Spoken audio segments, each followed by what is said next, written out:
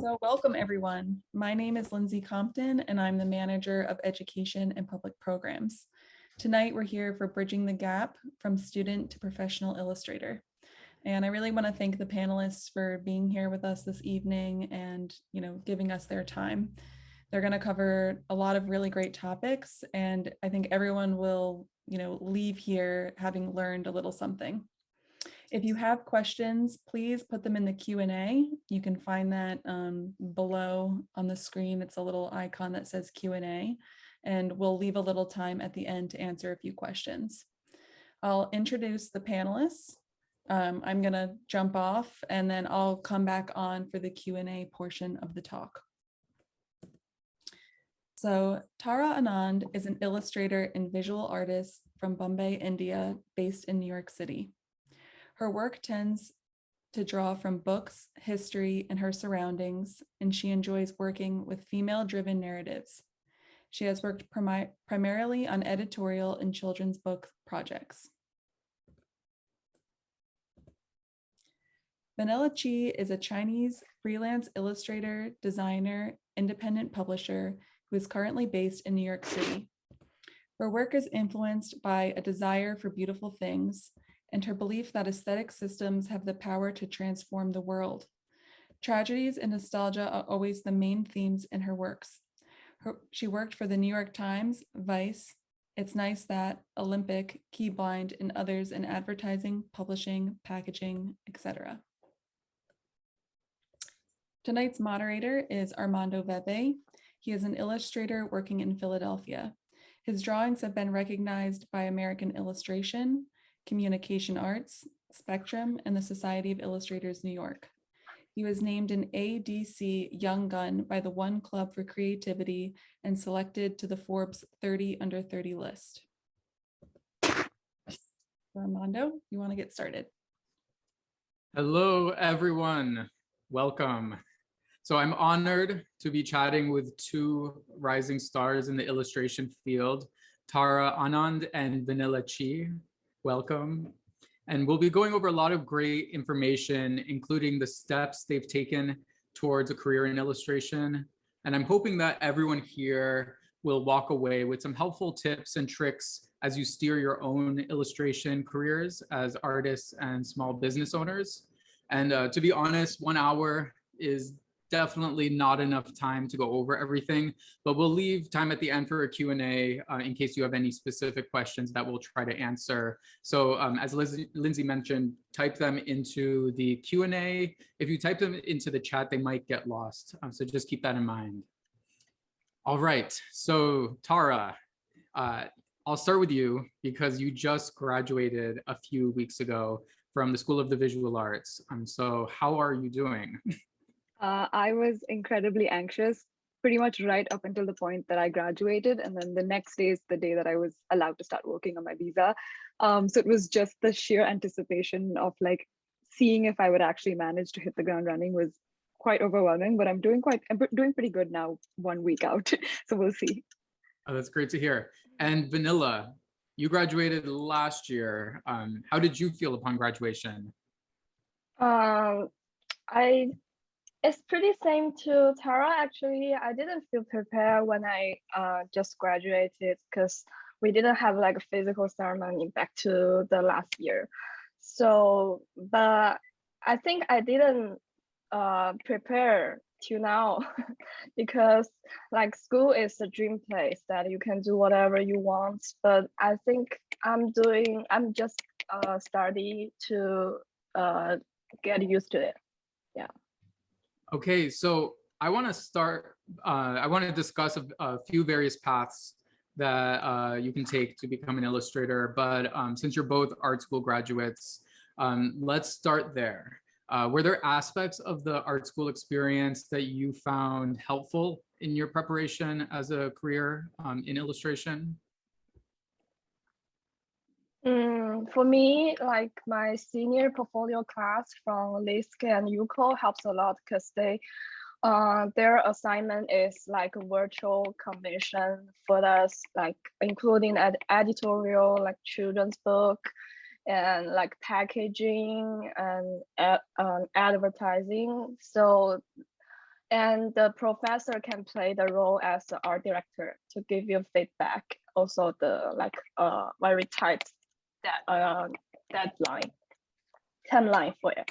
Also, I think SVA has the professional career fair and also the portfolio review in the final semester. That also helps a lot. And Tara, what about you? Were there any aspects that you found particularly helpful?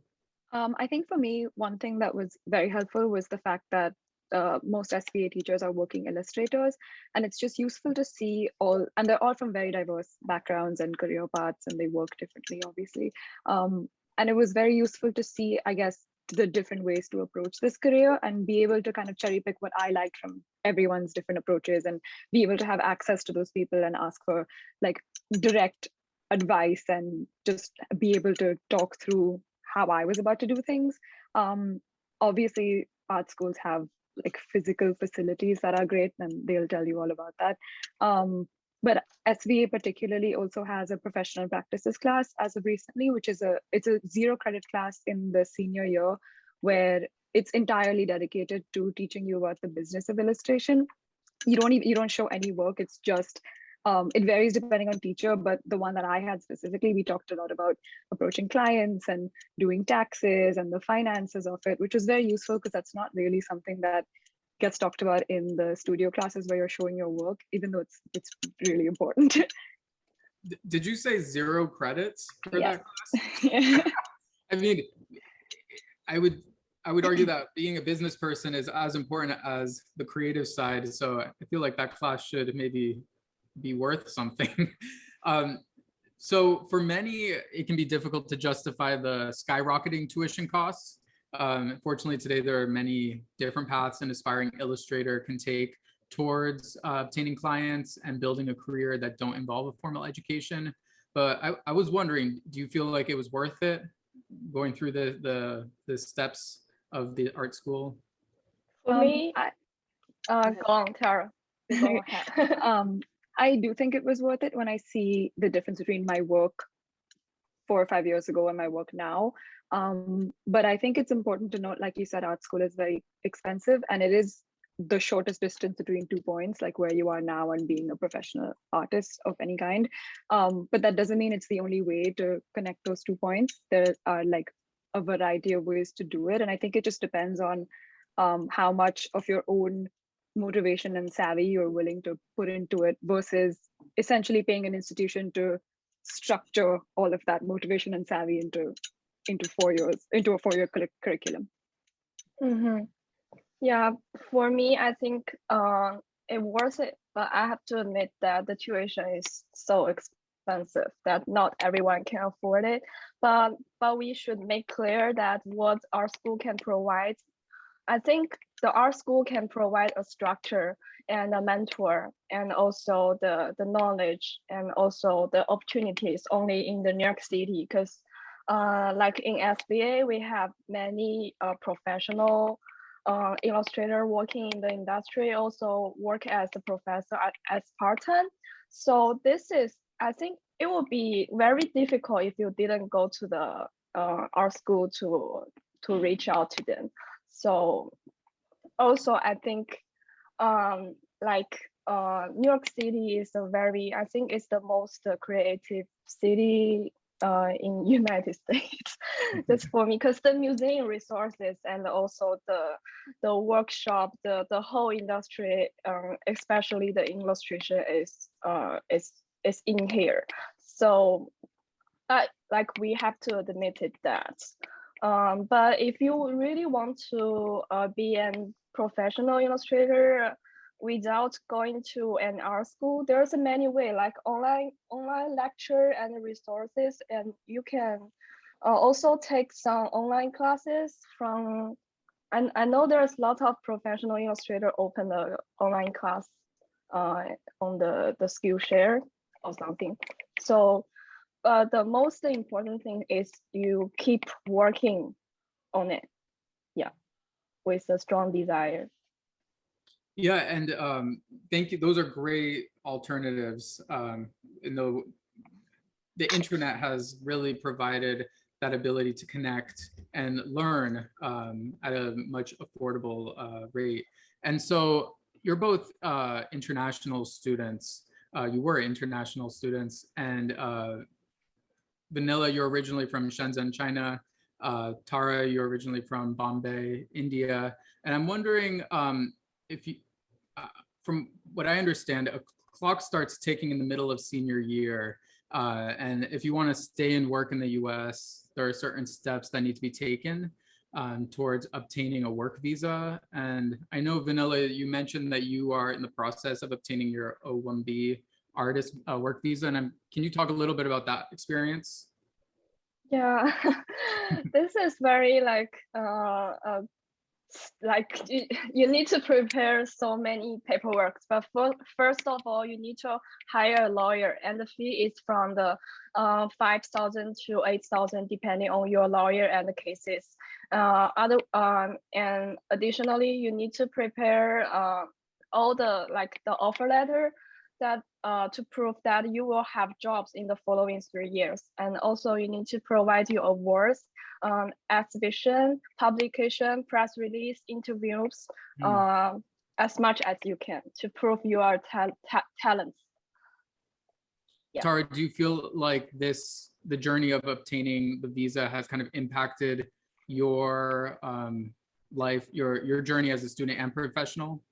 Yeah, I think it's good and bad. I think, like you said, somewhere in the middle of senior year, clock starts ticking, and there's the difference between me and someone else who might be able to, me wanting to stay in the US and someone else who might just be able to because they live here, is that there's a need for me to hit certain very tangible milestones, which has nothing to do with the way I want my work to develop, but everything to do with the way other people are seeing it. So like Vanilla said, getting your work in publications and getting commissions from certain credible organizations and applying to annuals like the Society of Illustrators, things like that. You're basically trying to lend credibility to the argument that you are a talented illustrator on your visa application. And to do that, there are things that you have to aim for that might have nothing to do with the way you want your work to develop. So it does provide an extra kind of motivation and a time limit on that motivation, but it also means that you don't have as much freedom to see where your work is going to take you. Do you feel any kind of pressure to return back to India or China? Yeah, how would your life look differently? I do, because the reason I want to stay here is that I think the illustration industry in New York City, in United States, is pretty developed. They're very established that you can save lots of time from communicating to the final, doing contract and doing the invoice and the actual additional things except working. But from my experience to collaborate with the Chinese clients, I feel that because the illustration industry is a rising career in the China, so there is no art director system in my country, so you might spend more time to communicating and there's actually you need to spend more time. So just for me personally, I think I want a very convenient environment. Mm-hmm. Yeah. I think it's not that I feel a pressure. For me, staying in the US is more a question of opportunity. I came here for school. I was here for 5 years. If I have the opportunity to see how working here goes, why not? And I think it's becoming more and more common to be able to work for clients pretty much anywhere from wherever you are. I think it pretty much only matters to the finance department of wherever you're working, because taxes can become complicated. But because of social media and because art directors are becoming more conscious of hiring people from diverse perspectives and backgrounds, I don't think you necessarily have to be in America or in New York if you don't want to. That being said, I think it is a really amazing place to be in terms of the people that you will meet and the opportunities that you'll have, and the events and the places that you'll be able to go to. Yeah, the community here. Yeah, I took about 2 years to experiment and develop my own portfolio, and I'm now realizing that that's kind of a luxury in a way. And I mean, it also took that long before I was confident to approach my first art directors. And in that time, I had weird jobs. I was a cake decorator, I was a telemarketer. But in retrospect, I think all of those experiences really did contribute to my development as a business person, as an illustrator. And so I'm curious, were there any experiences that you've had outside of the structures of school that have aided in the development of your work and who you are today? Yeah, I took almost a year off of SVA.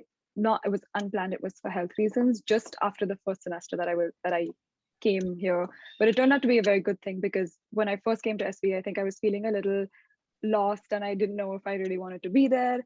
I didn't really know what I wanted to do with my work. And then I ended up having to go back home anyway and spend almost a whole year back there. And during that year, I think I was able to be in my own community as an adult in a way that I would never had before because I obviously left to come to SVA younger. And I was able to do some freelance work because I was not hindered by any visa restrictions. I was able to meet people and engage with like the art scene back home with whatever little I had already learned from SVA. And I think it was just a very well-rounded experience and a good break from like the cadence of university life where you kind of like don't really have the time to sit back and think about yourself or your work or where you're going because there's such a momentum to everything. So I think in that sense it was very helpful to take a little longer to get to like go through school. Mm-hmm. And Vanilla? So yeah, so I work as an intern as designer for my friend's gallery, and I find that I still work here, and I find that experience helps a lot because they will have exhibition per 2 weeks, and you can like meet a lot of multidisciplinary artists here, and it gives me a very fresh perspective of the whole art industry, not just illustration. And also I have a book studio, independent book studio with my friends. We make magazine. I work as editor and designer in my studio, and that helps a lot. That also gives me a break from just doing commercial works. I can do like my self-publishing works, and I think it is very important, especially during after graduation period, because you need to separate your commercial work with your personal works. So just trying to do some personal works and personal jobs, not just for illustration. Just do whatever you want, like this. Yeah. I think that's a great point, is that need to put to wear many hats is important for a sustainable career as an illustrator, not putting all your eggs in one basket. So I want to switch gears and talk about promotion and getting your work out there. We're lucky to live in the age of Instagram, TikTok, and other social media outlets that allow us to connect with international audiences and future clients right at our fingertips. I've personally found Instagram to be one of the most powerful tools for announcements in New York. Have you gravitated towards a specific social media outlet? Do you want to talk about that? I definitely think Instagram is very helpful just because it's very easy not only to upload things but for other people to see it. And so I found it very helpful. I think that it does get very toxic because it makes you want to focus on the numbers aspect of it.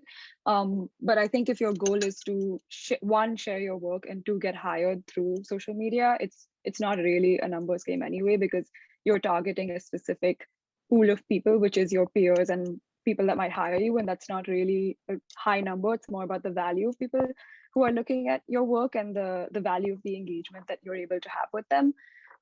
So for me, I don't really have a time that I post, like schedule of how often I try to do it. It's more just whenever I have work, I share it, because I originally started social media to share work with like my immediate friend circle. So it's become a very helpful like journal almost of the work that I'm doing and the thought process that I'm having. So it's become something that's very organic, which is helpful because you also never know what someone might be attracted to. Like your website might be a more curated version of your work, given what you think you want to do commercially, but on your Instagram, you can post more experimental stuff, more personal stuff that just doesn't fit in the aesthetic that you might have on your website. And there's nothing to stop someone who wants to hire you for work to come in and be attracted to one of those things and say, hey, can we do something based on this? Mm-hmm. I love the idea of it's not about the numbers, it's about the value. Vanilla, did you want to add to that? I totally agree with Tara because I personally hate social media, especially Instagram. It gives me so many nervous every time I open it. But I just for me, my way is to separate Instagram with my life, because like I took Instagram as a promoting tools.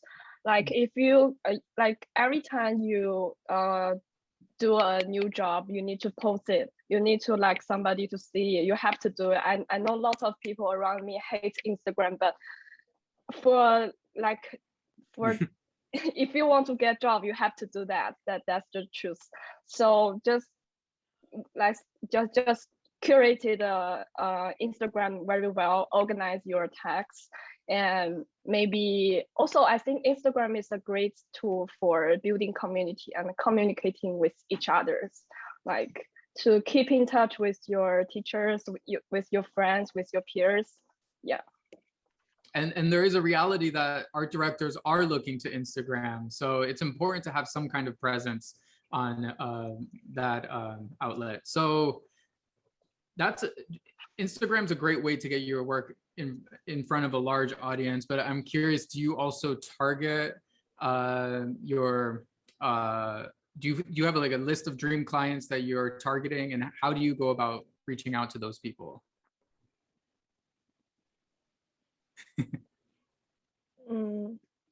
Tara, you want to go? Oh, okay. Well, cold emailing has been like the most helpful way to approach clients for me. I have like a big Google spreadsheet of art directors' names and emails and where they work and some notes about them that I've gathered, like what kind of stuff they hire, etc. That I keep adding to every once in a while, and every 2 to 3 times a year, I kind of sit down for a day and send out emails to all those people. Where are you looking for these names? How are you collecting names for your? I love the idea of this Google spreadsheet, this database that you're compiling with all these contacts. It's a combination. It's a combination. There's people that will credit the art director in their Instagram, so then you can go to the art director's Instagram, and most of them will have a website where they'll have the email that they use for the organization that they're hiring out for. And I think once you get one or two art directors from a particular organization, you can figure out the email format. And then if you know the first and last name of any other art director in the same organization, you can plug that into the same format. And sometimes it's trial and error because people will go by like nicknames or they'll have a different last name. But it takes a couple of attempts to get the names right. So that's one. Some magazines will still have like an actual masthead where you can look. Like smaller publications will have information on their websites. Yeah, I think those are the main places that I would look. Oh, and the annuals will have art directors' names, like the Society of Illustrators annuals, American Illustration, etc. So yeah, you're really studying the landscape. And Vanilla, do you have other techniques you're using to find contacts? I also have a client list, and I need to update it very frequently because the art director they switch the position very quick actually. And also I know some agency or organization, they sell a art director list, but it's normally pretty expensive. Very expensive. So yeah, so the best way is to like spend some time being stalker on Instagram and check the I know it's weird, but just being like stalking on your favorite illustrator and art director and collect all the information. Like Armando, you post the new works, I will I will check. I need to post a new work. It's been a while. I know, but like if I want to work with New York Times, I will check your New York Times post and I will looking for that art director you are working with. Oh, so I have to stop putting my art directors on my posts. No, I'm just no, I like the idea that we're kind of accumulating knowledge here. So we're all here in it together. Okay, great. Well, so these cold emails, I agree. I think the cold email is a really effective way of reaching out and getting your work out there. What goes into this cold email? Are you writing an essay, your life story? What do you write when you're reaching out to a dream client? I think you want to go? Yeah, mine is pretty short, just basically 3 lines. The first line is my self-introduction, and I will say hello to the art director and with name being specific, like he or her name and the position and the publishing they're working on. The second line is this is my website, and I will attach 3 to 5 works in the attachment. The last line is to express my wish to working with them, being polite, being short, because the art director don't have much time to check like very long email. So keeping it very personal is important versus sending a mass email, which is an easy way to get info out to a lot of people. And Tara, how about you? Are you formatting your emails differently or? No, it's pretty much the same, short and sweet. I think it is, like you said, very important to include some like personalized aspect so it doesn't look like you're just sending out a giant email blast, because at the end of the day, you want a working relationship with this person. So you also want to humanize yourself to them as quickly as possible, so you're not just another email in their tray. And yeah, just as clear as possible. I think it is a matter of research, because some art directors will definitely either on their websites or on like Twitter have like what they prefer in terms of how you contact them. So in terms of attaching images or putting links or saying a little bit about what kind of work you want to be commissioned. So that's all secondary, but the principle is keep it as brief as possible. And do you include any descriptions under these images? I will title each images, including my clients and the date, and yeah. Yeah, and if those in the audience were paying attention to the images at the beginning, those were kind of organized as groups of images that might be sent to art directors. So Vanilla and Tara and I all submitted about 3 to 5 images there, and that's how you do it. You cold email, that's how you get your work out there. Keep it short and simple. And so I imagine you're both so talented that you hear back from art directors, right? After you send your emails? No, rarely. Rarely. I mean, I think if you send out like 300 emails, you might hear back from 30 people, which I still think is a pretty good number if you're getting 30 jobs. Just like I have a database, or like Vanilla has a database, most art directors will also have a database of illustrators that they plan to hire or have hired in the past. And the likelihood is that if they looked at your email and they like your work, your name will go on that list. But they won't necessarily respond to you and say, oh, thank you for your work, I'll get in touch at some point. Some of them will, but most of them won't. Understandably, because like Vanilla says, they have a lot of emails. So you might only hear back from them if there's a project that they have come up that you're appropriate for. So like I've had people contact me months after I cold emailed them saying, hey, I got your email earlier this year. I have a project I think you would be good for. But in between, there was no correspondence between us, and that's fine. And so if they don't reach out to you, and let's say it's been a few months, do you write back to them? Are you sending emails on a recurring basis? I try to do it twice or thrice a year, depending on how much new work I have. That usually dictates it. I will reach out to art director per 3 to 4 months. But I think it's pretty normal that you didn't hear it back, because don't take it very personally, because maybe the art director didn't have the appropriate project for you right now, but they might have eventually reach out to you if they have a very great topic.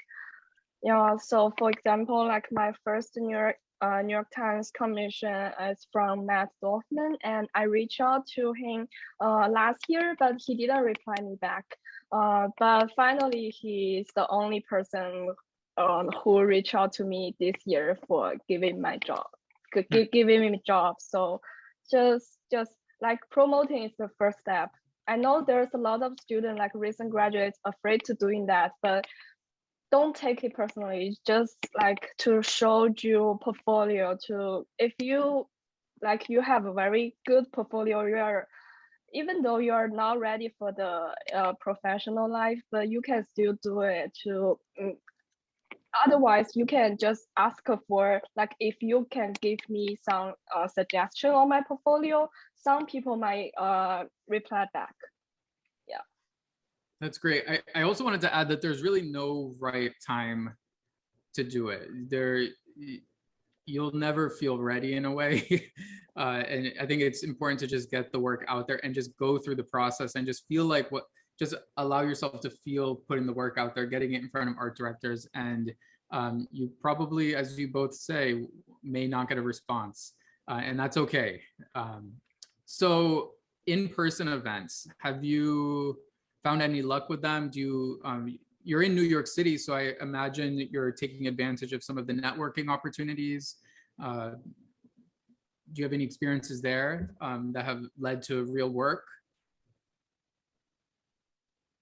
Or are there specific events that you enjoy? And I really enjoyed the Society of Illustrator reception in last month, because I met a lot of the people I only knew online, especially during the pandemic. I also talked to the art directors I'm really like.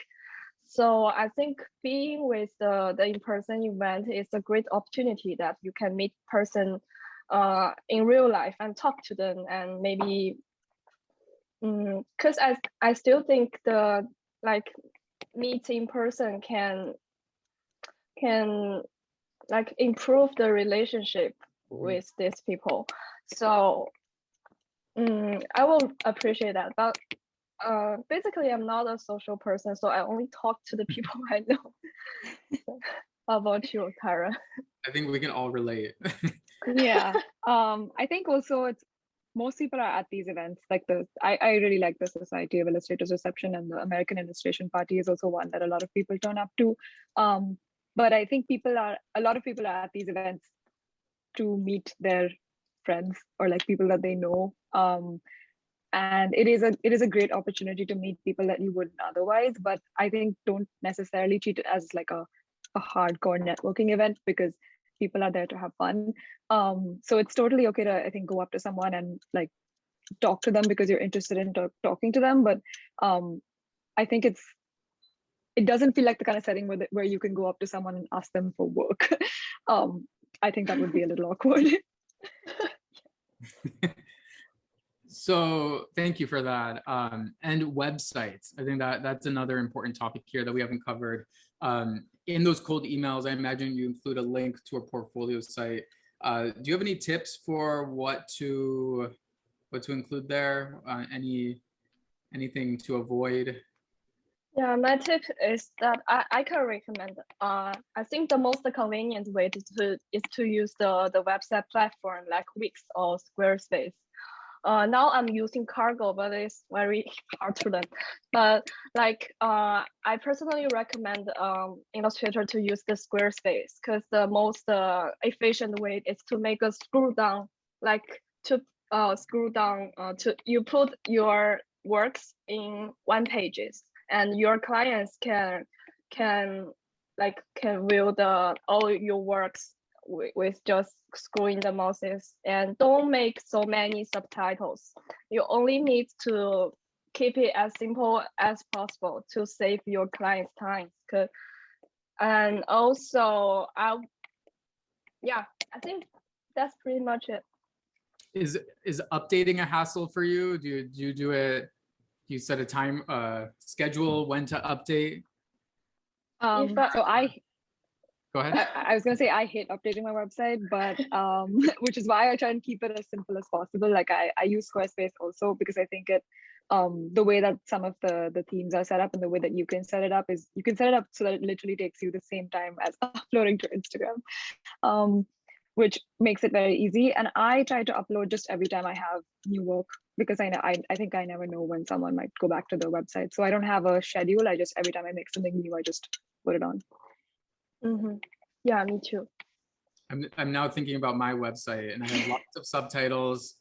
I don't update enough, so I think I have some work to do.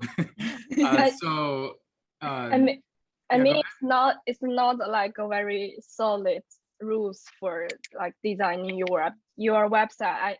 My advice, don't make too many subtitles. It's only the useful suggestion for recent graduates, because you need to like your clients to noticing you. But after you develop, you can do like whatever you want. It doesn't matter. we're you know, artists. We can do whatever we want. yeah. I think that's a really great point there, that it's really about designing your own path. You're going to get advice all along the way, but no one path is going to be the same.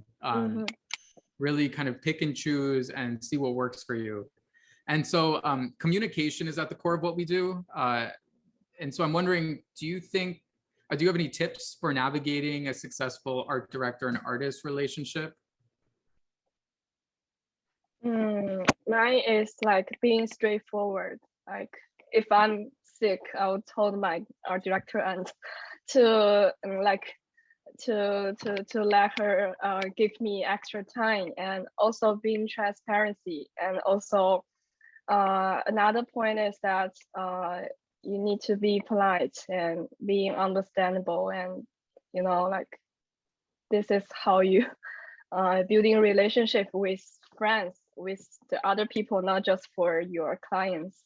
And yeah, art directors are humans, not monsters. yeah. Laura, did you want to add anything? Yeah, I think just treating it like a relationship and not just, I mean, because it does a lot of the times the only way you correspond with them is through email, so you're not seeing a face. But I think just trying to remember that there's a person on the other end of that email who is trying to be a collaborator with you. It's not necessarily just like this abstract void that spits out a brief and then you give them an illustration and they pay you and that's it. So I guess just try and treat it as much like a relationship as you can. Well, thank you both for your time and insight today. I think this has been super informative for anyone interested in kickstarting a career in illustration. But I think it would be a good time to maybe open it up for a Q&A and see if there's any specific questions in the audience that we could answer. Lindsay, if Lindsay's still there. Yep, I'm here. Hi, Lindsay.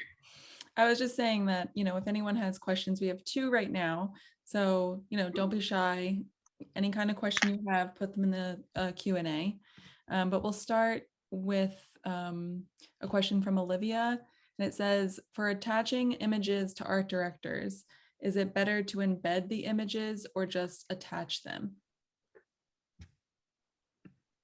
Or how do you attach them, I guess? Do you have a link?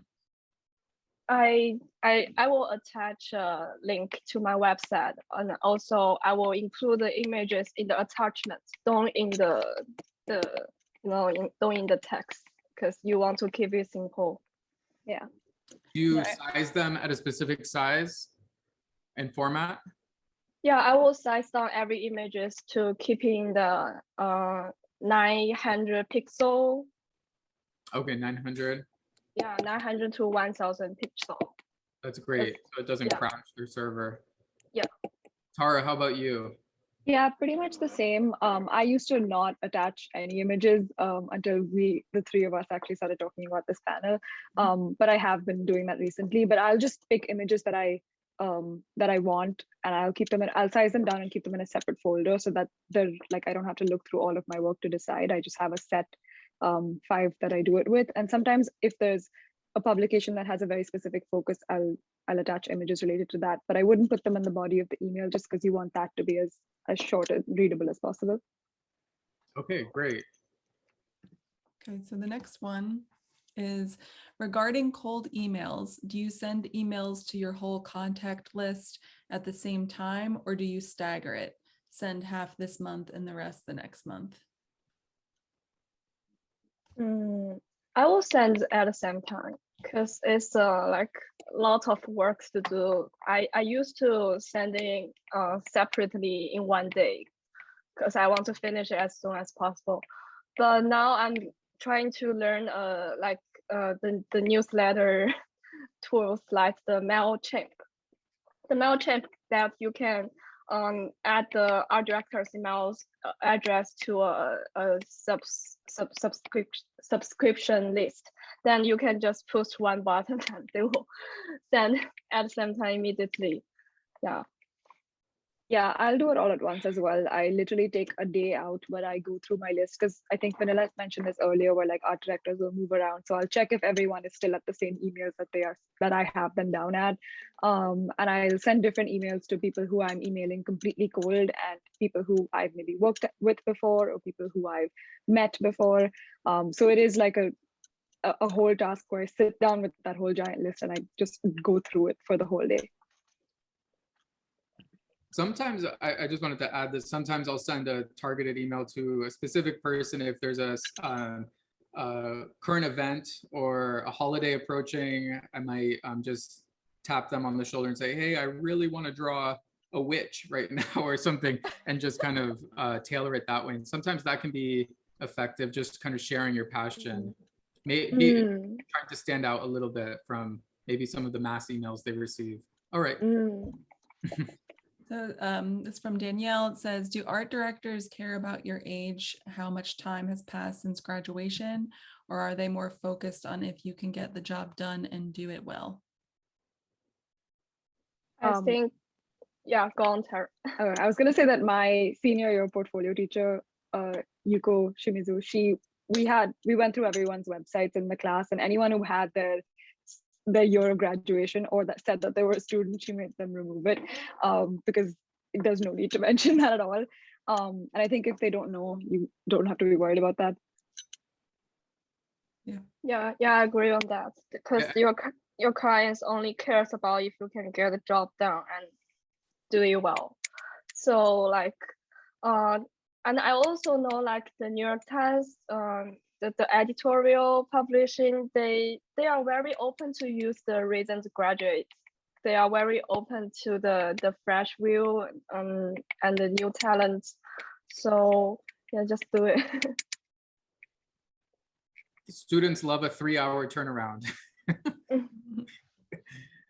So the next question is, how or where can you learn to grow your social media? Or I guess like, do you have tips on growing followers? I think that's what they mean.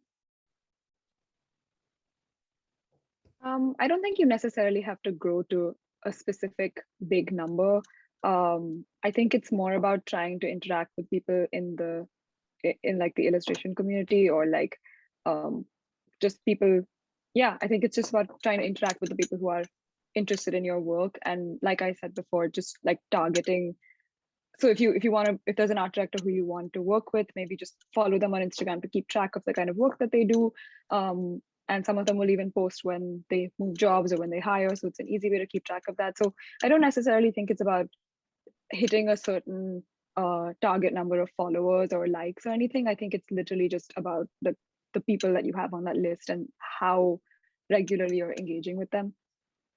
Again, I loved what you said earlier about value. I think if you're authentic and you share valuable content, the followers will just come naturally. I think focus on the posts that feel authentic to who you are as an artist. And I think that's really what matters. Vanilla. Yeah, I don't think I have much followers because I didn't like putting more like attention on how to grow my social media. But like I think it doesn't matter. It just give you more chances to get higher, but it's not the first points you need to pay attention to. I think the most important point is do your works and make your portfolio good. Because I know like lots of like very good artists that didn't have much followers, but they can do very good job. Mhm. Yeah, so that's it. Yeah, there's like a few questions here kind of talking about social media. I guess you're kind of talking about this, but it says somebody's asking, do illustrators need a website or can we use our social media as a portfolio showcase? I don't know if anyone has an opinion. I can say, unless Tara and Vanilla, do you want to?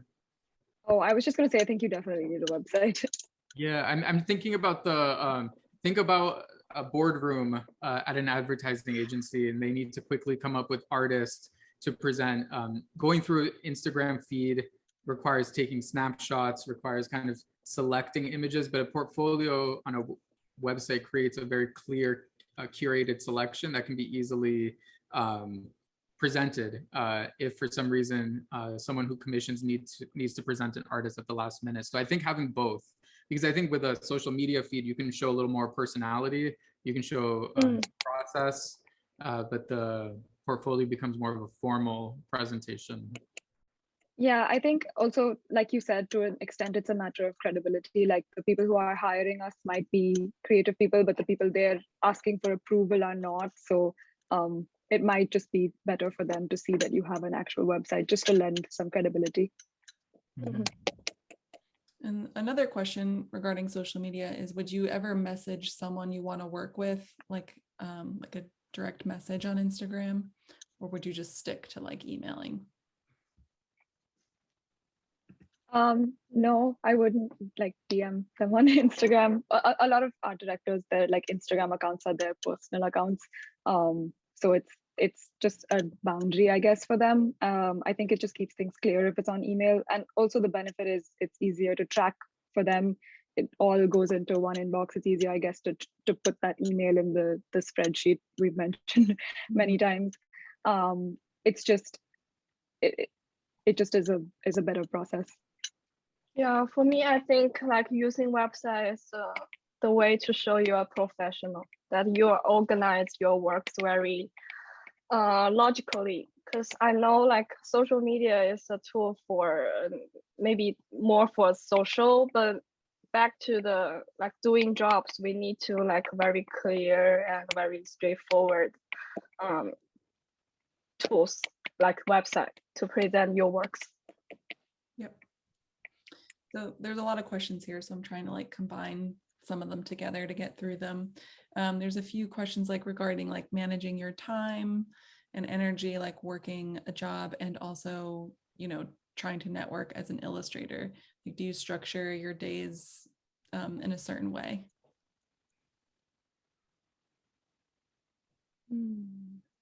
I can maybe talk a little bit about that because I graduated and I didn't dive right into an illustration career. I did have odd jobs, and there came a point where it was very difficult to balance both. And something that I did is I made sure that I didn't like my day job so that I had more passion to approach the creative projects at the end of the day. And I made sure that I was able to make enough money working part-time. So I had a sales job that gave commissions. So I would be able to work low hours, and then I had time to invest in my portfolio. And at that time, I didn't work for any clients. And I saw a question here saying, how do you get anyone to give you a chance if you haven't already done work for clients? And you just have to present a solid 3 to 5 pieces and just have a kind of cohesive voice between them and give the art director something to grasp onto. Because when I sent my first email, I didn't have any published work. And it was more about the work itself and what it was trying to say. But yeah, at one point you kind of have to take the leap, and it's very scary. But you have to remember that by taking the leap, you then have more time to promote yourself and do everything that we talked about today, build that client list. Yeah, and I think as far as not having assignments, you can give yourself the same. A lot, like Vanilla said in what she said about school earlier, a lot of what they do in the junior and senior classes is just give you mock assignments from existing publications. So that's a good way to I kind of directly show the art director that you can do the exact same thing that they want to hire for. Yeah, makes sense. So when you say that, you mean like you'll read an article and then, yeah, create an illustration for it. Yeah. So there are kind of some questions on like fighting discouragement and self-doubt. You ever go through periods of like not wanting to make art, and like how do you navigate yourself out of that block? I think it will happen all the time, especially like graduating, because this is like, if you see your art career as a lifelong journey, and when you self-doubt yourself, it means that you know the weakness you're hiding, and you are trying to improving. I saw that thing is a good thing, because if you're very satisfied with what you have now, how could you be better? So this is just a process. Just learn to how to get on with these negative emotions and keep doing works. Yeah, I think different things work for different people. I think for me, taking a break, either if I can from like making work for a bit, or changing like mediums, or just doing some like stuff that I would never do commercially, like doing collage, or like making drawings that I don't normally in like ways and mediums that I don't normally do, is helpful, because I think it just takes the stakes out of it. I think a lot of the time that like discouragement happens when the stakes that you are putting on the work that you're making are building and building and building until it like becomes unattainable. So I think it's just helpful to shake off that pressure. And like any other job, there will be days where you just don't feel like doing it and you just have to. Yeah. That's really what it just comes down to. And then just reward yourself with a giant ice cream at the end of the day. There are a few questions like regarding being an international student. So somebody asks, how do you manage and get financial support? I'm assuming they mean like a scholarship. And then there's one specifically asking for applying for an O1 visa, what is a job offer to support the talent? Is it a freelance job or a stable job from companies? I don't know if either of you have insight into that. I can answer the second one. Okay. So it's essentially what you get is called a deal memo, and it's basically it functions as a job offer, but it's basically like a statement of intent from whatever company saying that they intend to hire you at some point over the next 3 years. So you don't have to have a full-time offer from a particular company. You just have to have enough people saying that at some point from like 2022 to 6, I guess, for Vanilla, that they will reach out to you to hire you. So it gives them a lot of room for flexibility. It doesn't really hold them. They're not like beholden to what they say. It's in good faith. So most companies have experience with that and will be willing to give you that, but it's not like an official offer letter the way you would get for a full-time job. Yeah, it's not very official. Also, the letter just need to show their intention to hire you. Yeah. And so what we are talking about before, the financial support? Yeah, I think maybe asking if either of you got like scholarships, or I guess maybe in regards to like the school that you went to. I don't know if you have insight into that. I got scholarship in my senior year, but yeah, it's like but that's it. I think the tuition is, yeah, it's the hard question to answer. Yeah. Yeah, but basically it's from family support actually. So there's so many questions. I think we can only answer maybe like one more. I'm trying to find, I don't know, Armando, if you've seen any. that jump out at you? Well, here's a quick one. Do you think there are any specific times or months of the year that are better than others for portfolio submissions? No, always send 2 to 3 times a year. And maybe you'll get a vacation message and then just mark that down and then resend again. Keep sending it. And then I think another quick one we could do is, do you send the same 3 to 5 images in an email, or do you curate those depending on who you're sending it to? I think I'll curate if it's something if the publication does something very specific or the art director hires for something very specific. But the images that I pick have a bit of range, so I tend to send them because of that, because I'm trying to give them the benefit of doubt of what they might want to hire me for. I will curate it too. Like, especially I will separate the editorial with other art director, because like editorial, the most important things to be very maybe storytelling, maybe very explanation. But for like advertising or packaging, you need to show your ability that you can do actual packaging or like advertising thing, more decorates, more like yeah. Yep. Yeah, you need to curate it. Yeah, and somebody's saying, like, if you don't have that type of experience, I think you've said this, but like your recommendation would be just to like create those projects for yourself. So if you want to do packaging, just create your own project that forces you to make something for packaging. Present the work that you want to make. And see a question here about should we submit student work or personal work? I would lean towards personal work because I would assume that that's the work that you want to make. And maybe you had more time or you're in a different mind space. And so I definitely sent mostly personal work, and that led to the commissioned work. Okay. Like I said, there's still many great questions. Many great questions, but I just want to be respectful of everyone's time. And I just want to thank the panelists again so much. I'm going to quickly, while we're here, drop everyone's Instagram into the chat so that you can click on that and have that. Just give everyone a second. And yeah, just thank everyone so much. I hope you have a great night. Thanks for being here. We did record this, so hopefully it'll get up on our YouTube channel at some point. So maybe next week. But thank you so much. All right. Thank you, everyone. Thanks for joining us. Thank you.